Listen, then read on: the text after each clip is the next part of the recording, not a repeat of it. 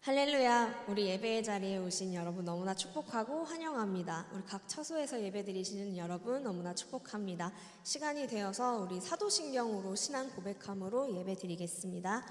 전능하사 천지를 만드신 하나님 아버지를 내가 믿사오며 그 외아들 우리 주 예수 그리스도를 믿사오니 이는 성령으로 잉태하사 동정녀 마리아에게 나시고 본디오 빌라도에게 고난을 받으사 십자가에 못 박혀 죽으시고 장사한 지 사흘 만에 죽은 자 가운데서 다시 살아나시며 하늘에 오르사 전능하신 하나님 우편에 앉아 계시다가 저리로서 산자와 죽은 자를 심판하러 오시리라.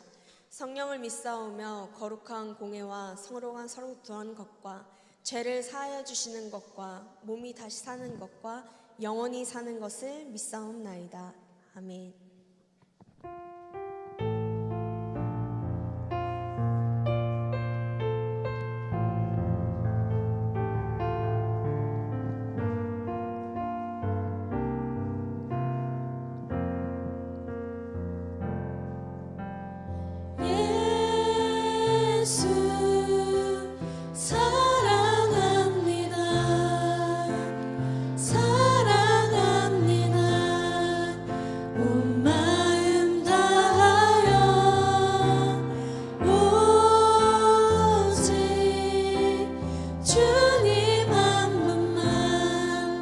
간절히 더 원합니다.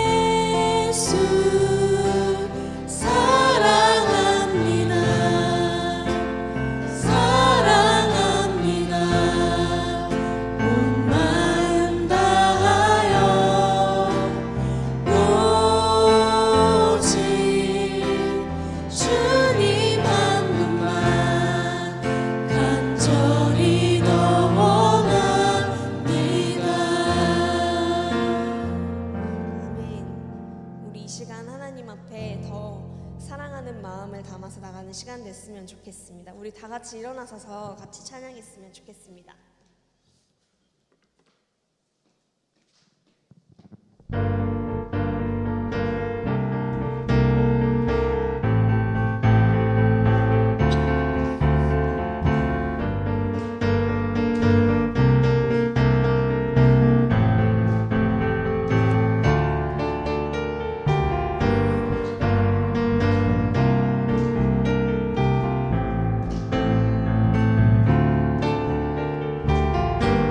예수보다 더 큰 사랑,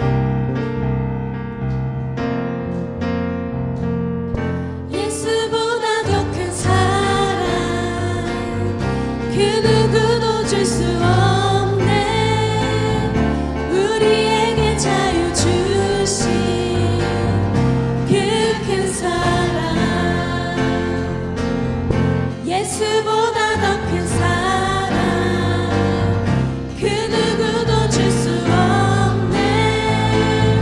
우리에게 자유 주신 그 큰 사랑, 세상의 헛된 보아도 사라지지만 영원한 주의 사랑 나의 맘에 머무리. 예수보다 더 큰 사랑, 그 누구도 줄 수 없네. 우리에게 자유 주신 그 큰 사랑, 예수보다 더 큰 사랑, 그 누구도 줄 수 없네. 우리에게 자유 주신 그 큰 사랑, 찬양하세요. 찬양하세. 영원히 변치 않는 그 사랑, 위대한 그 사랑, 내 죄 씻었네. 세상 모든 능력과 권세보다 강하신 영원한 그 사랑, 찬양하세요. 찬양하세. 영원히 변치 않는 그 사랑, 위대한 그 사랑, 내 죄 씻었네. 세상 모든 능력과 권세보다 강하신 영원한 그 사랑, 보다 더 큰 사랑, 그 누구도 줄 수 없네. 우리에게 자유 주신 그 큰 사랑, 예수보다 더 큰 사랑, 그 누구도 줄 수 없네. 우리에게 자유 주신 그 큰 사랑, 다시 한번 예수보다 더 큰 사랑, 예수보다 더 큰 사랑, 그 누구도 줄 수 없네. 우리에게 자유 주신 그 큰 사랑. 할렐루야. 우리 하나님 앞에 영광의 박수 올려드립시다. 아멘.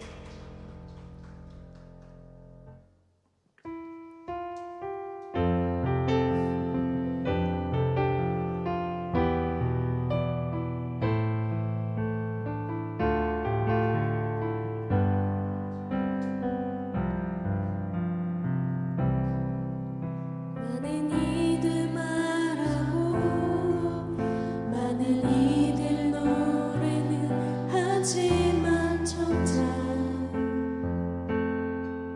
가진 않는 길, 두려운 생각보다 많이 힘들고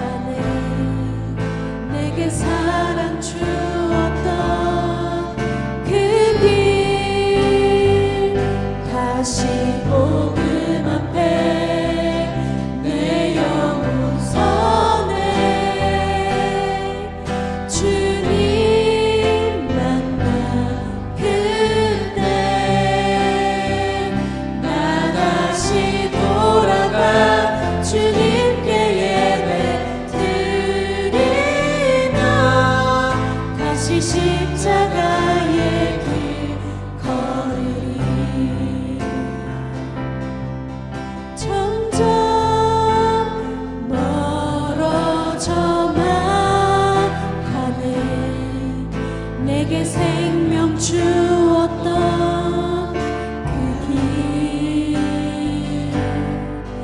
점점 이용하려 하네. 내게 사랑 주었던 그 길 다시 복음 앞에 내 영혼 서네. 주님 만난 그때 나 다시 돌아가 주님께 예배 드리며 다시 십자가의 길 다시 복음 앞에 다시 복음 앞에 내 영혼 서네. 주님 만난 그때 나 다시 돌아가 주님께 예배 드리며 다시 십자가의 길 걸으리.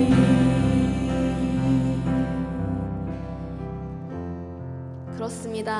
이 시간 우리가 서야 할 것은 영원히 변치 않는 그 복음 앞에 서야 할 것을 믿습니다. 내 영혼이 피폐합니까? 하나님 앞에 내가 바로 서지 못하는 순간들이 많았습니까? 하나님과 점점 가까워지는 것이 아니라 내 삶에 그분이 아예 없는 것처럼 살아오진 않았습니까? 그렇습니다. 이게 저의 고백입니다. 우리가 잃었던 하나님의 그 사랑을 다시 알길 원합니다. 이 예배의 자리가 하나님 앞에 다시 설 수 있는 그 자리가 되길 원합니다. 우리 함께 기도할 때 하나님 이 시간 저와 함께 동행하여 주시고 내 마음에 찾아와 주셔서 영원히 변치 않는 그 사랑으로 그 복음을 제가 받아들일 수 있는 내가 될 수 있게 해주세요. 우리 기도하면서 나가겠습니다. 함께 기도하시겠습니다. 사랑의 아버지 하나님, 감사합니다. 주님 앞에 온전히 바로 서지 못하고 주님이 없는 것처럼 살아왔으면 고백합니다. 이 미련하고 연약한 저를 용서해 주시옵소서. 이 시간 다시 한번 주님 앞에 서길 원합니다. 다시 한번 주님의 복음 앞에 간절히 나아가길 원합니다. 주님 이 시간 만나주시고 돌아갈 수 있게 하여 주시고 그 십자가의 길로 따를 수 있도록 인도하여 주시옵소서.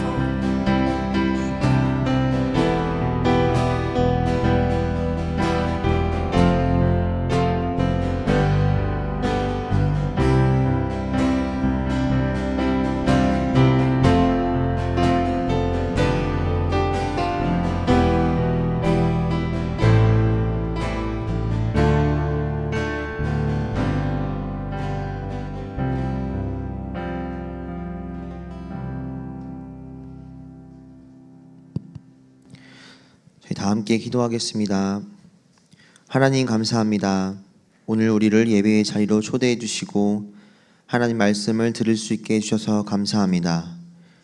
오늘 예배를 통해 하나님을 조금 더 알아가고 하나님과 친밀해지는 시간 되기를 소망합니다. 하나님, 우리의 죄를 고백합니다. 교만과 거짓, 시기, 질투, 불평 우리 마음속에 죄악이 가득합니다. 우리가 죄를 멀리하고 하나님만을 가까이 할 수 있게 하시고 성령으로 충만한 고등부 될 수 있게 하옵소서. 천하보다 귀한 고등부를 위해 기도합니다. 섬겨주시는 최성훈 목사님과 모든 선생님들이 한 마음으로 아이들을 사랑하고 기도할 수 있게 하옵소서. 고등부를 섬기는 것이 우리 마음의 기쁨이 되기를 소망합니다. 하나님, 우리 고등부 아이들이 모두 하나님을 인격적으로 만나길 소망합니다. 하나님 안에서 꿈을 발견하며 하나님과 날마다 동행하는 고등부 시간을 보낼 수 있게 하옵소서. 이제 말씀 듣습니다.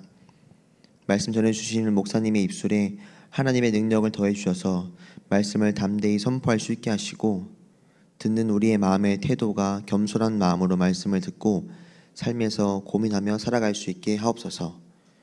모든 것에 감사드립니다. 예수 그리스도의 이름으로 기도드립니다. 아멘.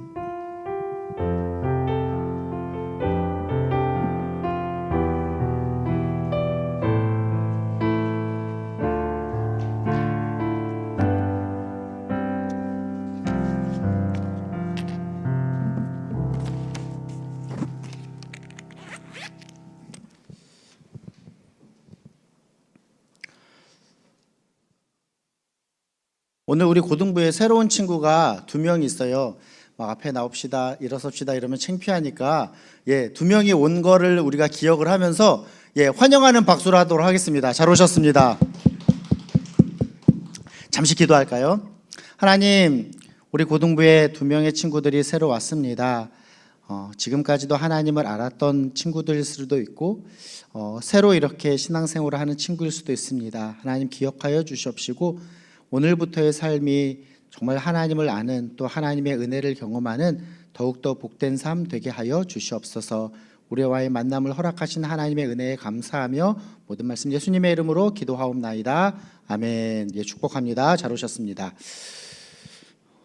우리 2가지 중요한 주제를 계속해서 강조하고 있어요. 하나는 신앙의 기준을 분명하게 하자라고 하는 것이고, 2번째는 신앙의 루틴을 확실하게 하자라는 것입니다.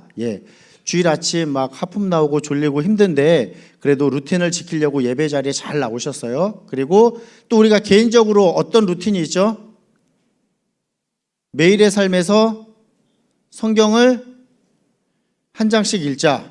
그래서 주보에 이렇게 기록되어 있어요. 자, 지난주 성경을 열심히 읽었다. 감사해요.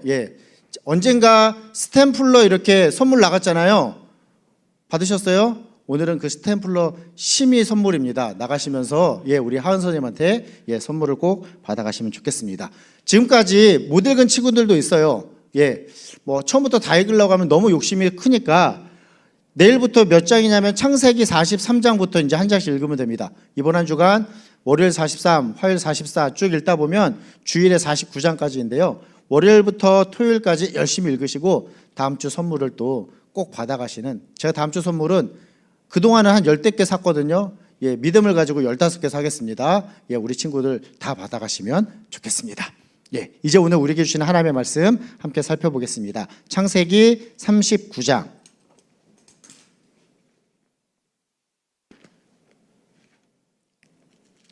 혹시 내가 성경이 없다 그러면 뒤에 선생님들을 좀 바라봐 주세요. 그러면 한 권씩 갖다 드릴 거예요. 창세기 39장 1절로 10절까지의 말씀입니다.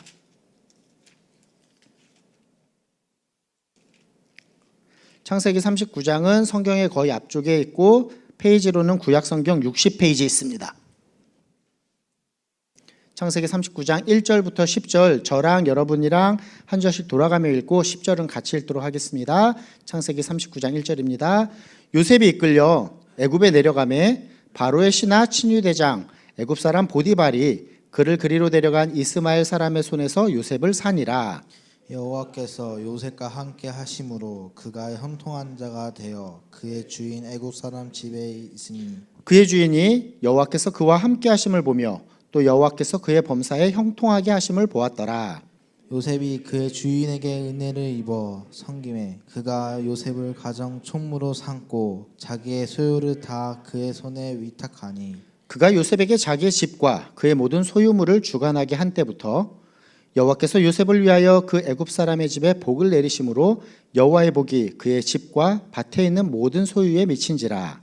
주인이 그의 소유를 다 요셉 손에 위탁하고 자기가 먹는 음식 외에는 간섭하지 아니하였더라. 요셉은 용모가 빼어나고 아름다웠더라. 그 후에 그의 주인의 아내가 요셉에게 눈짓하다가 동침하기를 청하니 요셉이 거절하며 자기 주인의 아내에게 이르되 내 주인이 집안의 모든 소유를 간섭하지 아니하고 다 내 손에 위탁하였으니 이 집에는 나보다 큰 이가 없으며 주인이 아무것도 내게 금하지 아니하였어도 금한 것은 당신뿐이니 당신은 그의 아내임이라. 그런즉 내가 어찌 이 큰 악을 행하여 하나님께 죄를 지으리이까. 여인이 날마다 요셉에게 청하였으나 요셉이 듣지 아니하여 동침하지 아니할 뿐더러 함께 있지도 아니하니라. 아멘.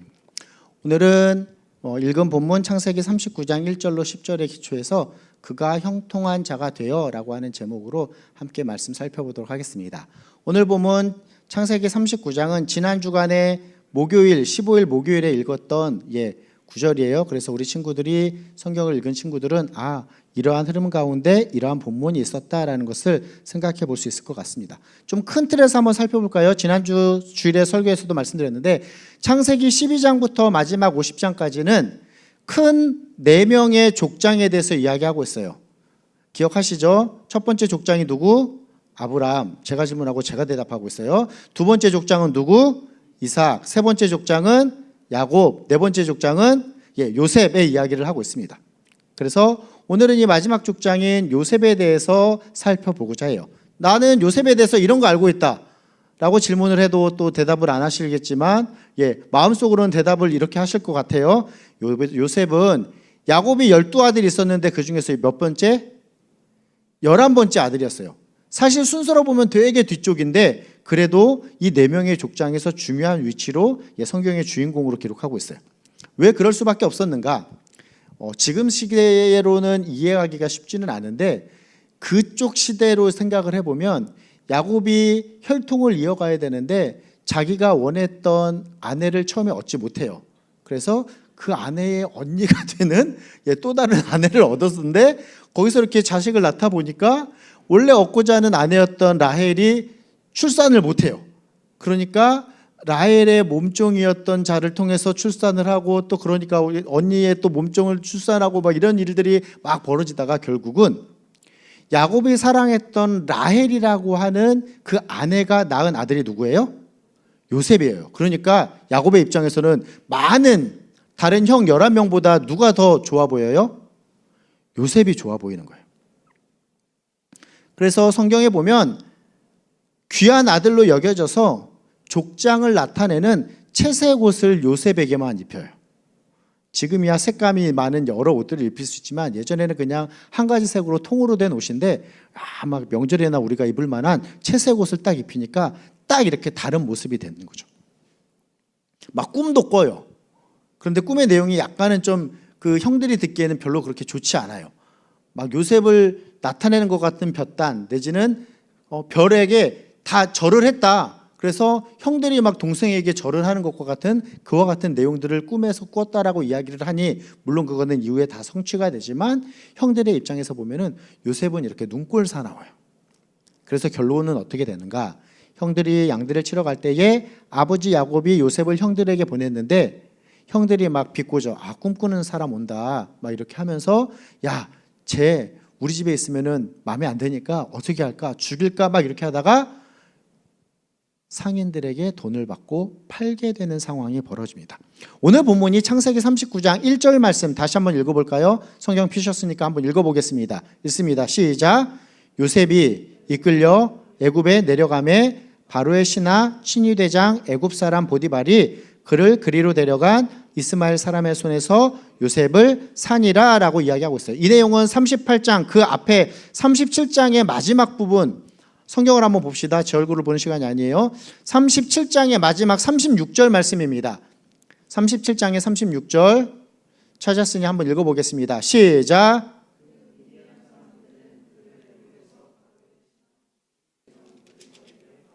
예, 37장에 요셉이 팔려가는 내용이 쭉 기록되고 있고 결국 미디안 사람들이 애굽까지 가서 요셉을 팔았다. 그 내용이 39장과 연결되고 있어요. 아버지에게 있어서는 귀한 아들이었어요, 요셉이. 그래서 사랑을 받았어요. 그런데 그 사랑을 받음이 형들에게 보일 때는 미움을 받는 일이 되었어요.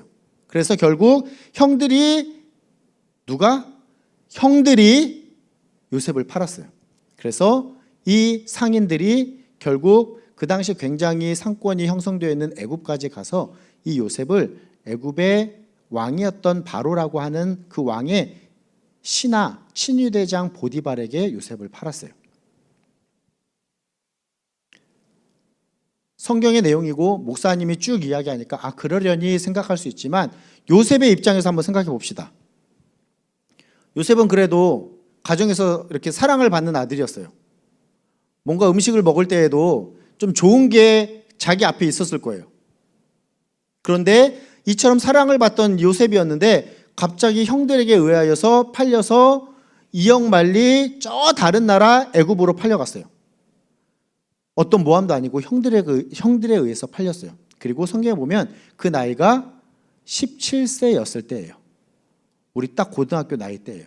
우리 고1이 예전 한국 나이로 17살. 그리고 고2는 생일이 지났으면 만 17세. 고3은 생일이 아직 안 지났으면 17세죠. 그쵸? 그 나이 때, 내 나이 때에 지금 요셉이 팔렸어요. 앞길이 깜깜하잖아요. 한 가정에 사랑받던 아들이었는데 지금 나는 별로 그렇게 크지도 않았는데 부모님의 이렇게 보호 아래에 있었는데 갑자기 팔려가지고 저 이방 나라, 애굽이라고 하는 나라에 어떤 사람의 종이 된 거예요. 노예로 팔려갔어요. 상황이 이런데 2절 말씀, 오늘 본문의 2절입니다. 창세기 39장의 2절 말씀 같이 한번 읽어보도록 하겠습니다. 읽습니다. 시작. 여호와께서 요셉과 함께 하심으로 그가 형통한 자가 되어 그의 주인 애굽 사람의 집에 있으니 아멘. 오늘 설교의 제목 그가 형통한 자가 되어라고 하는 표현이 2절 말씀에 기록되어 있어요. 그가 형통한 자가 되어. 자, 저를 보세요. 뭐 말씀드렸어요? 요셉은 지금 17살인데 형들의 모함에 의해서 팔려갔어요. 한 가정에 사랑받던 아들에서 저 알지도 못하는 나라에 어떤 사람에게 노예로 팔려갔어요. 어이없고 힘겹고 이 요셉의 입장에서 보면 눈물 없이 들을 수 없는 이와 같은 상황 가운데 있는데 형들에 의해서 먼 타국에 팔려간 요셉의 모습에 대해서 무엇인가 비참하고 참 참혹하고 부정적으로 이야기하는 것이 아니라 성경이 뭐라고 기록하고 있어요? 그가 형통한 자가 되었다라고 기록해요. 질문이 생겨요. 지금 좀 말이 안 되는 상황이잖아요. 이해가 안 되는 상황인데 형통한 자가 되었대요. 요셉이 형통한 자가 되었다라고 성경이 기록하고 있어요. 형통하다라는 뜻 아시죠? 형통하다라고 하는 뜻은 이거예요. 번창하다, 잘 풀린다, 성공적으로 이끌다. 이것이 형통하다라는 의미예요. 지금 요셉이 형통한 상황이에요? 아니다라는 것을 제가 계속해서 말씀드리고 있어요. 사실 비참해요. 말도 안 되는 일이 벌어졌어요. 그런데 성경은 그가 형통한 자가 되었다라고 기록하고 있어요. 그러면 그가 형통한 자가 되었다라고 하는 이 요셉에 대한 평가, 결과적인 평가, 이러한 모습이 가능한 이유가 무엇인가? 2절 말씀에서 그 이유를 그가 형통한 자가 되어 앞에다가 친절하게 기록하고 있어요. 다시 2절 말씀 읽어봅시다. 함께 읽습니다. 시작.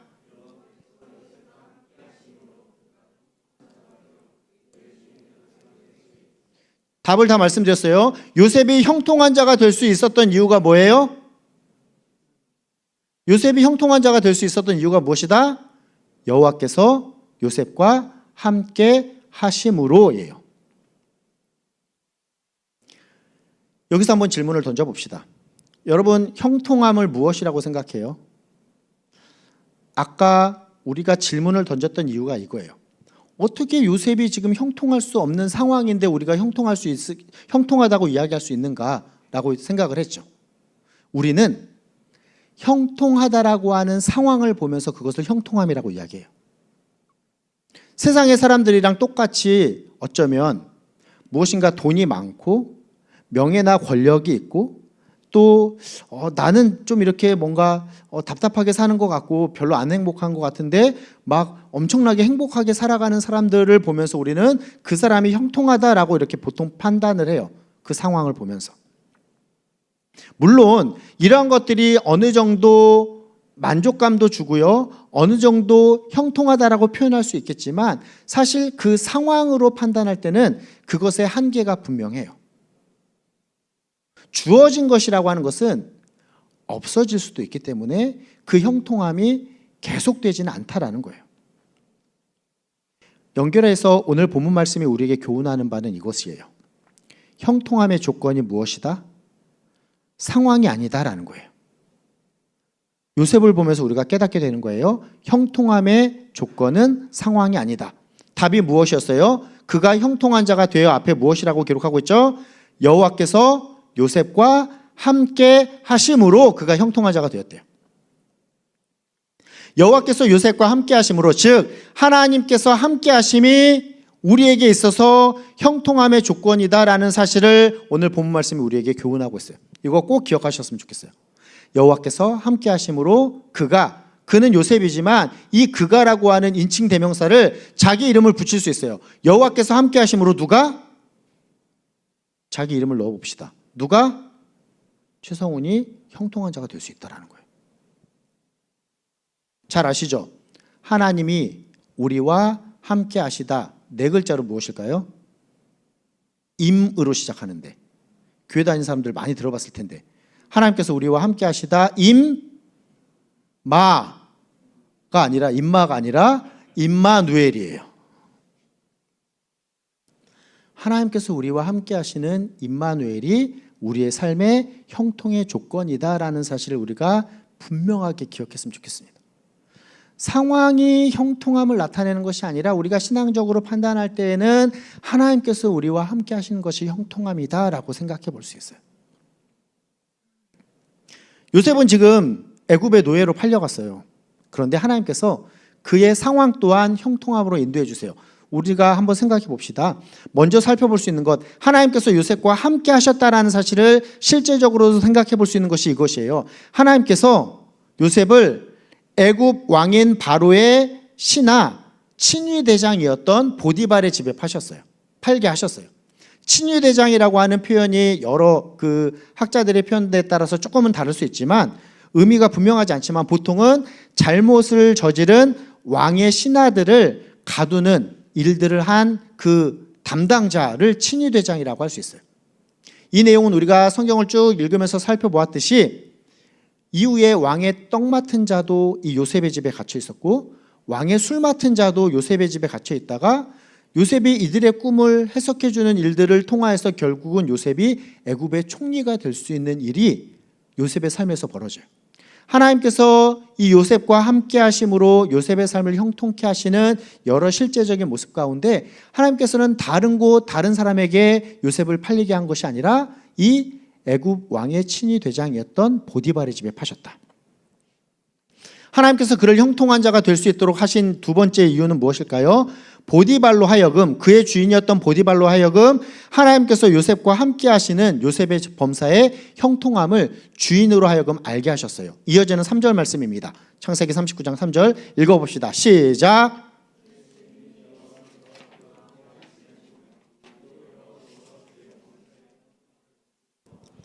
이 절 말씀의 내용이 3절에서 결론으로 돼요. 하나님께서 함께 하신다라고 하는 이 형통함을 주인이었던 보디발 또한 봐요. 그래서 뭐라고 이야기해요? 여호와께서 그의 범사에 요셉이 하는 모든 일에 형통하게 하심을 주인이 보았다. 와, 하나님께서 함께 하시는 것이 형통한 것이구나라는 것을 주인이 인정을 해요.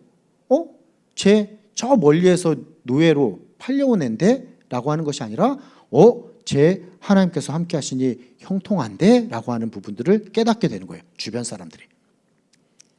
더하여서 이러한 노예였던 요셉이었는데 그 요셉의 형통함을 본 주인 보디발이 이제 어떻게 반응을 합니까? 이어지는 4절도 같이 한번 읽어봅시다. 시작.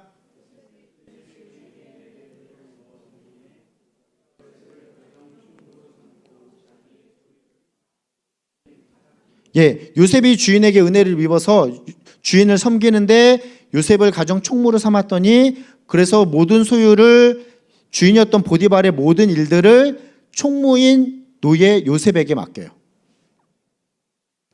그러니 어떠한 일이 벌어지는가? 5절 6절 제가 읽어봅니다. 그가 요셉에게 자기의 집과 그의 모든 소유물을 주관하게 한 때부터 여호와께서 요셉을 위하여 그 애굽 사람의 집에 복을 내리심으로 여호와의 복이 그의 집과 밭에 있는 모든 소유에 미친지라 주인이 그의 소유를 다 요셉의 손에 위탁하고라고 이야기해요. 인정을 받아요. 자, 정리해 봅시다. 요셉은 형들에 의해서 배신당해서 여러분들의 나이에 노예로 팔렸어요. 먼 나라 애굽으로 팔렸어요. 상황은 이래요. 그런데 오늘 본문에서 우리가 발견하게 되는 것이 무엇이에요? 요셉은 이 애굽 땅에서 더욱더 섬세하고 놀라우신 하나님의 손길을 경험하는 삶을 살게 돼요. 그것을 어떻게 설명해요? 여호와께서 요셉과 함께 하셨다라고 설명해요. 이 내용은 우리에게도 동일하게 적용할 수 있어요. 우리가 살아가는 이 세대 어때요? 여러분들은 어떻게 보실지 모르지만 저는 가끔씩 그렇게 생각해요. 아, 하나님께서 살아계시면 왜 세상이 이런 모습일까라고 막 질문을 던질 때가 있어요. 왜 이렇게 악이 횡행하고 왜 이렇게 나쁜 일들이 많이 벌어지고 우리가 열심히 빨리 전쟁이 끝나기를 기도하는데 전쟁은 안 끝나고 이런 일들. 세상의 관점으로 보면 하나님이 없는 것처럼도 느껴지고 하나님의 은혜와 역사가 없는 것처럼도 보일 수도 있어요. 그런데 반대로 돌아보면 하나님께서 나와 함께 하시다라고 하는 사실을 깨닫게 될 때에 모든 것이 은혜이다라는 사실을 깨닫게 됩니다. 한번 관점을 돌려볼까요? 우리가 이 예배 자리에서 함께 예배드림이 하나님께서 우리에게 주신 은혜예요. 우리가 이 예배 자리에 나올 수 있는 이유가 무엇입니까? 어느 순간 우리에게 신앙이라고 하는 것을 주셨어요. 그래서 우리가 이 예배 자리에 나오는 거잖아요. 그것 또한 은혜예요. 하나님이라고 하는 존재를 우리가 알고 그 하나님을 섬기는 모습으로 우리가 이 자리에 있잖아요. 예, 우리에게 은혜예요. 당연한 것으로 여겨졌을지 몰라요. 우리가 지금 누리고 있는 것들. 나에게 주어진 어떠한 가정의 모습, 또 어떠한 부모님의 모습, 또 내가 이렇게 관계 맺고 있는 친구들의 모습, 여러분들에게 주어진 이와 같은 고등부 선생님들과 모든 환경의 모습들, 예, 이것이 다 은혜예요. 우리가 대한민국에서 살아가고 있어요. 물론 다른 나라를 비하는 건 아니지만 신앙생활하기 어려운 나라, 삶을 살아가기도 어려운 나라들이 멀지 않아요. 북한도 있잖아요. 예, 그와 같은 나라에서 우리가 태어나지 않음 또한 어떻게 보면 은혜예요. 하나님이 없는 것처럼 여겨지는 세상일 수도 있지만 우리는 하나님이 함께 하심으로 형통한 삶을 살아가고 있는 존재가 되었다라는 것을 생각해 볼 필요가 있어요. 그래요. 우리가 살아가는 이 세상이 죄악이 가득하고 하나님이 안 계신 것처럼 보일 수도 있지만 상황은 그렇지만 오히려 우리가 요셉과 같이 상황을 보는 것이 아니라 그곳에서 하나님을 의지하는 삶을 살아가고자 할 때에 우리는 더욱더 섬세하고 놀라우신 하나님의 손길을 경험하는 삶을 실제적으로 살아갈 수 있다는 사실을 요셉의 삶을 통해서 우리가 교훈받게 됩니다. 하나님께서 함께 하신다. 네 글자로 무엇이다? 임마누엘이라고 우리가 살펴봤잖아요. 하나님께서 함께 하신다라고 하는 이 임마누엘의 삶을 통하여서 세상은 알지 못해요. 그러나 우리는 알고 있어요. 하나님으로 인하여서 형통한 삶을 살아가는 이 자리에 있는 우리 모든 고등부 친구들과 선생님들 되셨으면 좋겠습니다. 이어지는 오늘 본문 뒷부분, 형통함으로 그려지는 아름다운 모습이에요. 지금 요셉이 팔려가긴 했지만 주인에게도 인정받고 그가 총무로 이렇게 세워지고 모든 일들을 감당하니 와, 주인의 집이 막 복을 받아. 이 일들이 막 실제적으로 느껴져. 그런데 이와 같은 아름다운 모습 가운데에서 새로운 문제가 발생합니다. 자, 6절, 7절. 6절 뒷부분.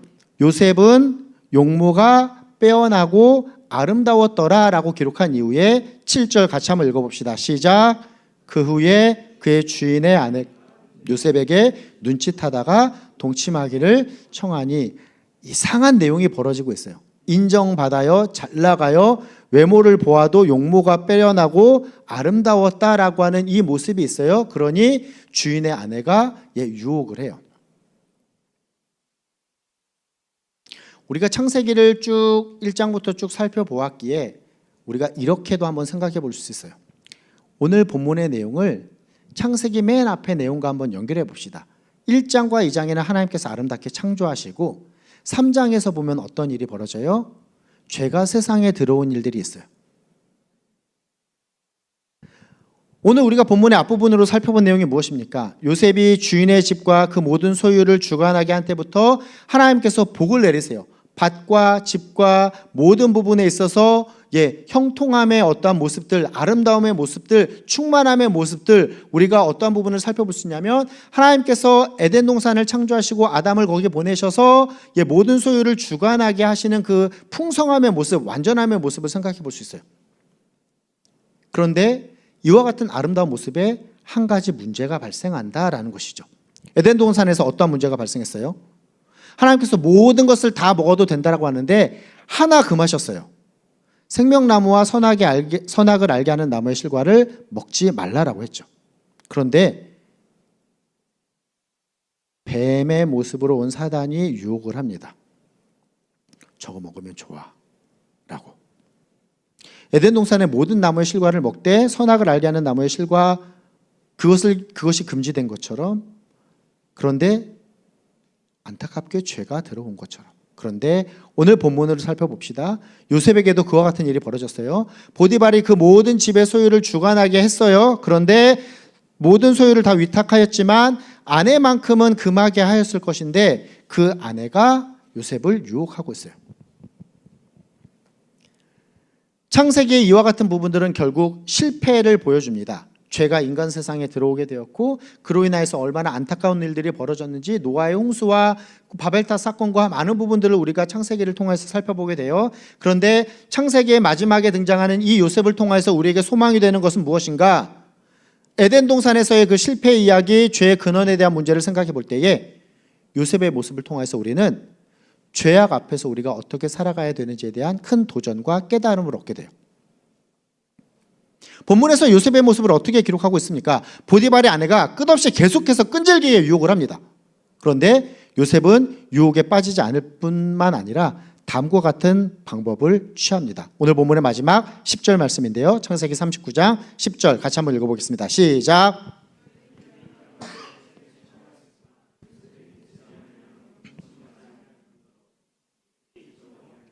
아멘. 마지막 답이 무엇이에요? 함께 있지도 아니하니라 라고 마무리돼요. 여러분들에게도 유혹이 있어요. 죄에 대해서 우리가 그 유혹에 빠지지 않도록 죄를 범하지 않도록 거리를 두는 것, 사전에 모든 요소들을 차단해 버리는 것, 우리가 죄에 빠지지 않는 중요한 방법 중에 하나예요. 나는 야동을 그만 봐야겠다라고 하면서 계속해서 핸드폰을 켜고 컴퓨터를 켜는 모습으로 가면 돼야 안 돼요? 웃고 있는 친구들이 있어. 그러면 안 된다라는 거야. 매우 중요해요. 물론 우리의 의지가 생각보다는 약해요.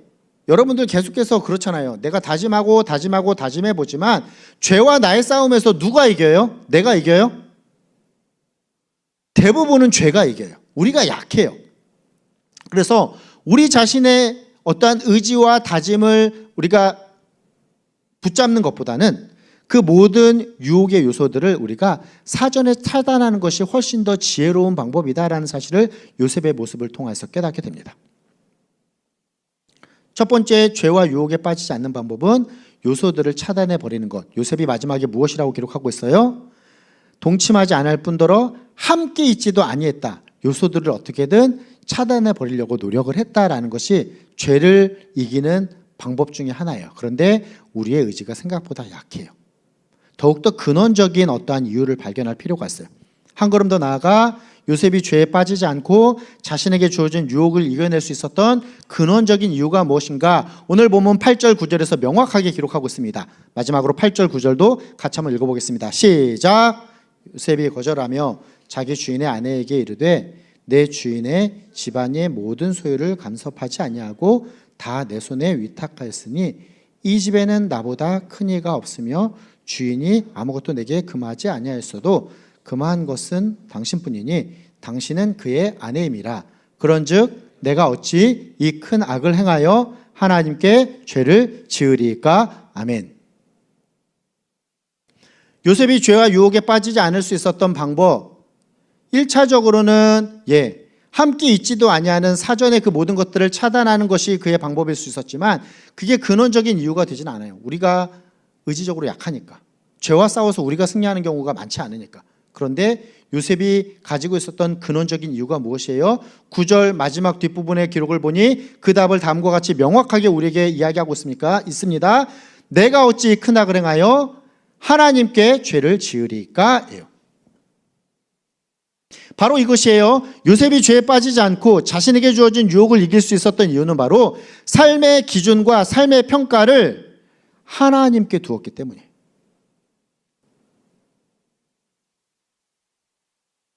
가치의 중심을 세상에 두면 세상의 기준으로 승리와 패배가 결정이 돼요. 세상의 기준은 어때요? 때로는 이럴 수도 있고 때로는 저럴 수도 있어요. 지금의 세상의 기준은 예전에는 관계적인 것이나 아니면 명예를 추구하는 것이나 이런 부분들이 굉장히 가치가 있었다면 지금은 세상의 기준이 거의 돈이에요. 때로는 맞을 수도 있고 때로는 틀릴 수도 있다. 때로는 좋을 수도 있고 안 좋을 수도 있다. 이런 것들이 세상의 기준이다라는 거예요. 그리고 사람의 기준이 될 때는 어떻습니까? 어떤 친구들이 보기에는 이런 친구가 좋을 수도 있지만 또 다른 친구들이 볼 때는 나쁠 수도 있어요. 사람마다 다 기준이 달라요. 평가하는 어떠한 기준이 다르기 때문에. 여러분들 스스로도 평가할 때 어때요? 내가 나 자신을 속일 수도 있어요. 좋지 않은 것을 보면서 좋을 수도 있다라고 생각할 수도 있어요. 좋은 것을 보면서 좋지 않다라고 생각할 수도 있어요. 나 스스로도 속일 수 있어요. 그런데 기준을 이렇게 세상이나 사람이나 나 자신에게 두는 것이 아니라 하나님께 둘 때는요, 그 기준이 분명해요. 죄의 유혹 앞에 흔들림이 없어요. 내가 어찌 이 큰 악을 행하여 하나님께 죄를 지으리까? 라고 요셉은 죄와 유혹 앞에서 분명한 기준을 가지고 나아가요. 그러니 에덴에서 실패한 아담과는 다르게 죄와 유혹 앞에 성공하는 모습으로 갑니다. 하나님 앞에서 살아간다. 우리가 아까 하나님과 함께하는 삶을 네 글자로 임마누엘로 이렇게 살펴봤는데, 하나님 앞에서 살아간다라고 하는 것도 네 글자로 표현하고 이것이 신앙의 위인들에게 있어서 굉장히 중요한 기준이었어요. 한번 따라해 봅시다. 코람데오. 따라해 봅시다. 코람데오. 하나님 앞에서라고 하는 뜻이에요. 요셉은 이와 같은 삶의 기준을 가지고 살아갈 때에 죄와 유혹 앞에서 흔들리지 않았다라는 것이죠. 우리도 하나님 앞에서 살아간다라고 하는 이 기준을 가지고 살아갈 때에 죄와 유혹 앞에서도 흔들리지 않고 승리할 수 있는 삶을 살아갈 수 있다는 것이 오늘 본문이 우리에게 주시는 귀한 교훈이 됩니다. 말씀을 정리해 볼까요? 세상은 우리를 그냥 두지 않아요. 어떠한 모습으로라도 사탄은 믿는 사람들을 공격합니다. 어쩌면 신앙생활 잘하려고 할 때에 더 크게 우리를 유혹하고 넘어뜨리려고 할 수도 있어요. 아까 유혹 앞에서 우리가 어떤 삶을 살아갑니까? 들키지만 않으면 되지. 이렇게 하다가 막 이러는 게 아니라 들키지만 않으면 되지라고 하지만 결국은 그것이 언젠가는 꼭 들키더라고요. 들키지 않으면 되지라고 생각하다가 언젠가는 결국 실패하게 된다라는 것을 우리가 깨닫게 돼요. 세상은 그게 가능할 수 있어요. 어떻게든 이렇게 내가 이렇게 좀 이렇게 잘 이렇게 하면은 아닌 척 해볼 수 있어요. 사람과의 관계에서도 내가 이러지만 그러지 않은 척이 가능해요. 심지어는 나 자신도 어떻게 보면 속일 수도 있어요. 그런데 하나님은 속일 수 없어요. 하나님 앞에서 살아갈 때에는 우리가 그래서 정직하고 순결하게 살아갈 수가 있어요. 하나님 앞에서 숨길 것이 없음을 인정하며 하나님이 나의 기준이 된다라고 하는 그 코람데오의 삶을 살아가는, 그래서 참된 그리스도인으로 살아가는 우리 모두가 되었으면 좋겠습니다. 이러한 삶을 살아갈 때 우리가 성경을 읽으면 요셉이 결국 하나님께서 높이 사용한다라고 하는 결론으로 우리가 살펴볼 수 있게 되는 거예요. 코람데오, 하나님 앞에서 살아간다라고 하는 중요한 교훈과 함께 우리가 동시에 생각해 볼 것이 오늘 설교의 제목입니다. 무엇이었죠? 그가 형통한 자가 되어, 형통한 자가 될 수 있었던 근원적인 이유가 무엇이라고요? 네 글자로 임마누엘, 하나님께서 우리와 함께 하신다라는 사실. 임마누엘, 하나님께서 우리와 함께 하시기 위하여서 하나님이신 예수님께서 우리 가운데 오셨어요. 죄로 인하여서 단절된 하나님과 우리와의 관계를 다시금 회복하기 위하여서 우리로 하여금 하나님과 함께하는 삶을 가능케 하실 수 있도록 예수님께서 이 땅에 오셨고 우리 대신 십자가 고난과 죽음을 당하셨어요. 이 모든 일들이 의미 없이 이루어진 것이 아니에요. 왜 예수님께서 이 땅에 오셨어요? 임마누엘, 우리와 함께 하시기 위하여서. 그 귀한 역사와 은혜를 기억하면서 그 십자가 삶을 나에게 새기고 우리가 오늘 찬양을 통해서 부른 것처럼 다시 복음 앞에 반응하는 삶, 하나님께서 나와 함께 하신다라고 하는 사실을 기억하는 그 임마누엘의 삶으로, 임마누엘, 하나님께서 함께 하심의 삶이 어떠한 결론으로 나타났다? 그가 형통한 자가 되었다라고 하는 요셉과 같이 하나님께서 함께 하심으로 내 삶이 형통함의 근본적인 조건들을 이루는 하나님과 함께하는 삶을 살아가겠다라고 하는 삶을 통하여서 요셉과 같이 하나님께서 귀하게 들어 사용하시는 우리 고등부 모든 친구들과 선생님들의 삶 되시기를 예수님의 이름으로 부탁드리며 축원합니다. 아멘. 우리 함께 준비한 헌금 하나님께 드리는 시간 갖도록 하겠습니다.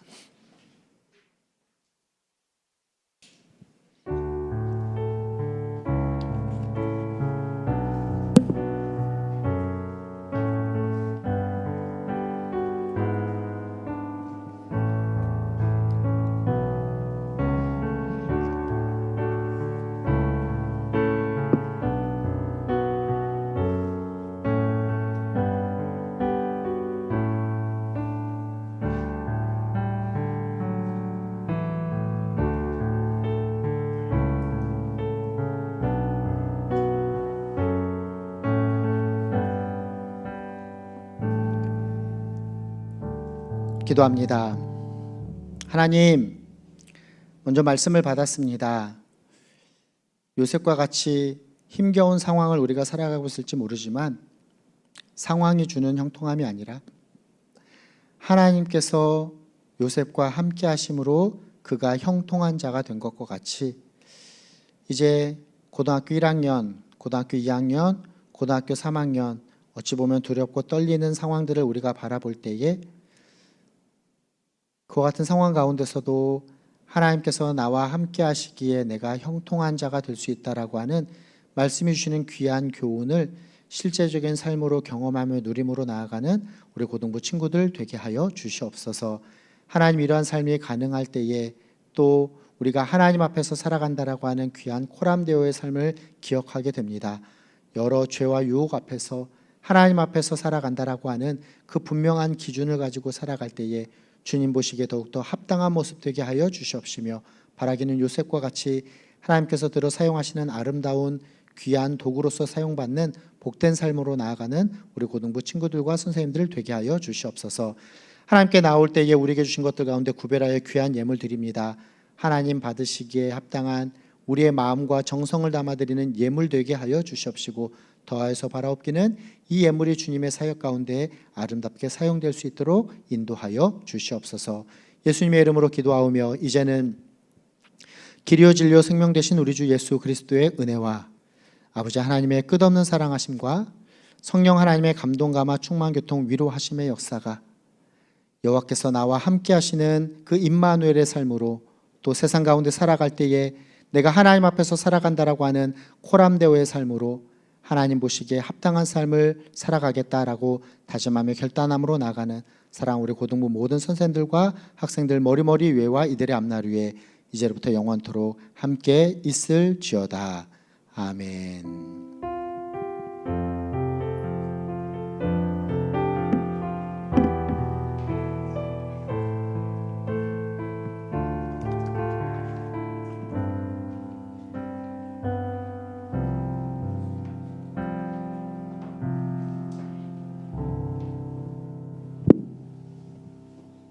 네, 오늘 광고는 한 가지입니다. 3월 3일 다음 주 아니고 우리 3월 첫째 주 다다음 주죠. 3월 3일에는 오전 11시에 우리 3부 예배를 같이 드리게 되어 있습니다. 학교 파송 예배로 드리는 거라서 그때는 9시 예배 여기 고등부 오는 것이 아니라 3월 3일에는 오전 11시에 그랜드 채플 3층에서 예배 드리면 됩니다. 이제 곧 있으면 새 학기 시작인데 여러분 기도 좋은 선생님과 그리고 또 좋은 친구들 만날 수 있게 해달라고 같이 기도했으면 좋겠습니다. 네, 우리 옆으로 이동해서 그 공과 공부하고 가겠습니다. 끝.